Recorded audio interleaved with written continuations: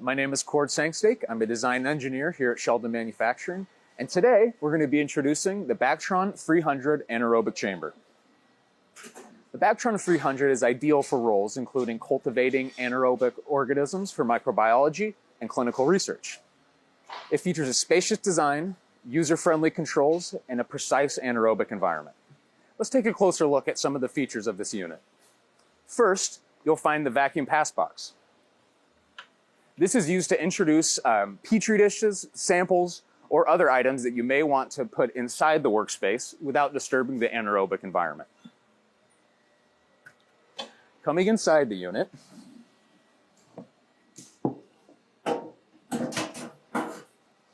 the inner door can be opened and the drawer pulled out to easily introduce anything into the chamber.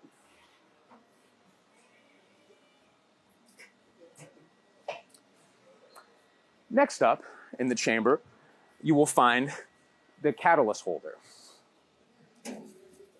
Each unit includes a catalyst assembly that is mounted within the chamber.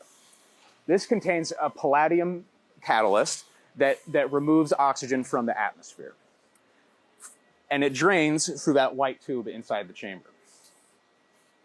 Directly below the catalyst holder, you'll find the clear manometer. This is filled with water during normal operation and is used to maintain a ½ inch of water pressure within the unit. Should there be any venting, it vents to the outside through a tube located on the back. Directly below the manometer, you will find the power outlet. This allows 1 amp max and is used for any auxiliary devices that you may want to have located inside the chamber while you're using it. Moving on, you will see the incubator in the center. The incubator for the BACTRON300 can fit up to 300 standard-sized petri dishes.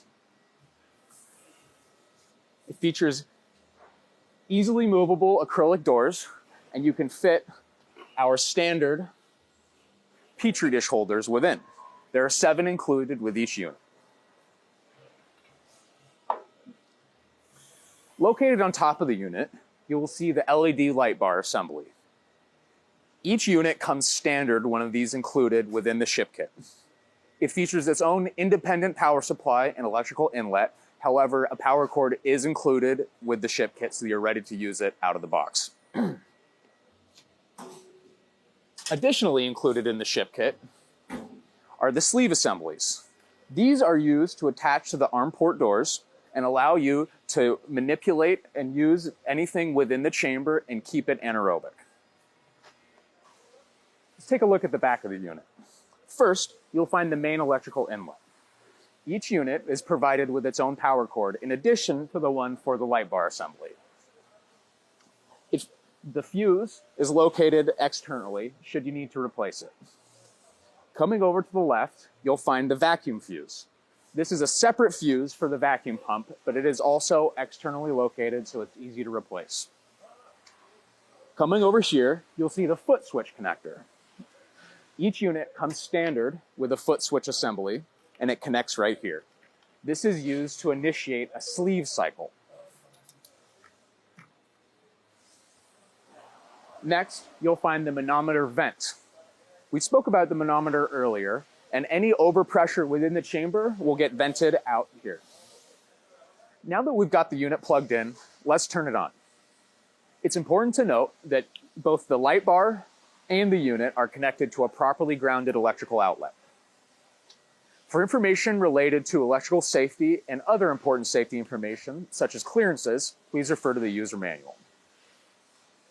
Now that we've turned the unit on using the green lighted power switch, the control panel becomes available. There's a low AMG supply light. When on, it'll tell you that your gas supply is running low and that you might need to replace your tank soon. Coming over here, we have the incubator control. It features a digital temperature display where the user is able to adjust the temperature set point as they see fit, with a heating indicator light and an over temperature light. This is a safety feature that tells you that the power has been cut off to the heating elements, should there be a runaway heating event or other issue.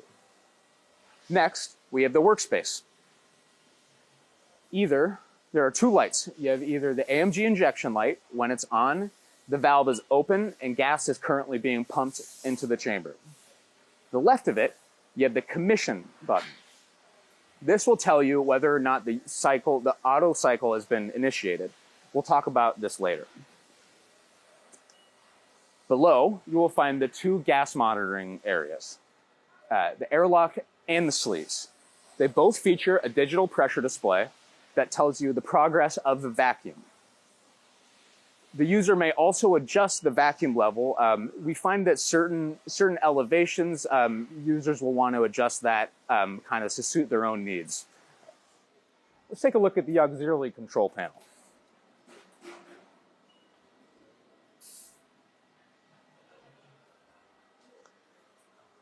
On the left side of the unit, there is a secondary control panel that the user will need to interact with to operate the unit. First, you have two alarms, and you're able to adjust the volume as you see fit. Next, we have the workspace commission button. When you first unpack the unit, or if you've opened it up to clean it for periodic cleaning, you'll want to push this button. It runs a multiple hour cycle to completely flush the chamber atmosphere. Below that, you will find the airlock control. Normally, the airlock runs 3 cycles of vacuum and gas injection to fully purge the chamber atmosphere. However, if you think you need more, you can increase it all the way up to 5 total cycles. Additionally, you have a manual button to where you can manually operate either the vacuum or the gas injection functions for the pass box. To the left of that, you have the OTL switch.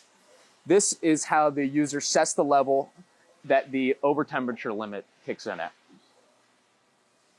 Last, we have the AMG and the N2 ports. This is where the user can hook up either AMG gas and nitrogen gas, or only AMG. And this is the gas supply for the product. The unit is sitting on a caster stand, which is not standard with the unit. If you would like to purchase one, please reach out to our sales team or distribution partners.